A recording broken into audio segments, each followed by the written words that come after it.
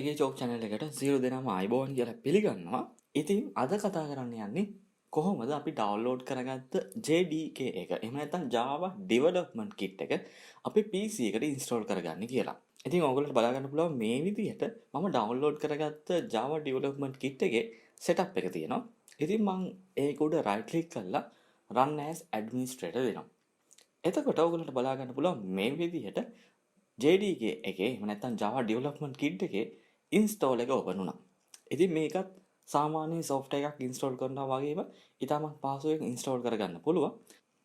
ඉතින් ඒ නිසා මම සුපුරුදු විදිහට මෙතනදී next button එක උඩ click කරගන්නවා.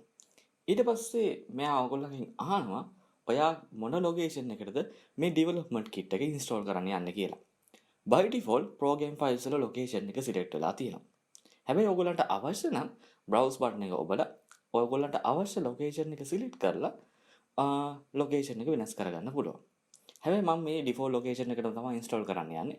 ඒ නිසා මම වෙනසක් නොකර next button එක උඩ click කරගන්නවා. next button එක උඩ click කරනවත් එක්කම ඔයගොල්ලන්ට බලා ගන්න පුළුවන් අපේ development kit එක install වෙන්න පටන් ගන්නවා.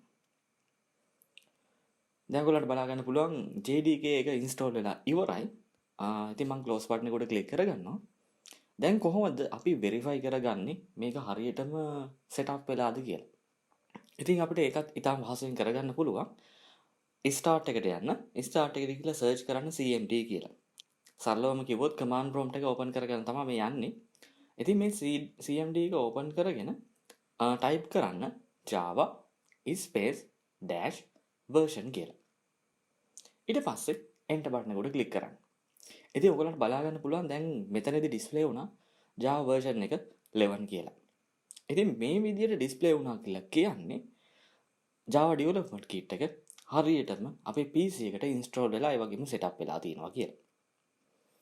ඉතින් මම අද වීඩියෝ එකේ කතා කරේ කොහොමද JDK එකක් එහෙම නැත්නම් Java development kit එක අපේ PC එකට install කරගන්න කියලා.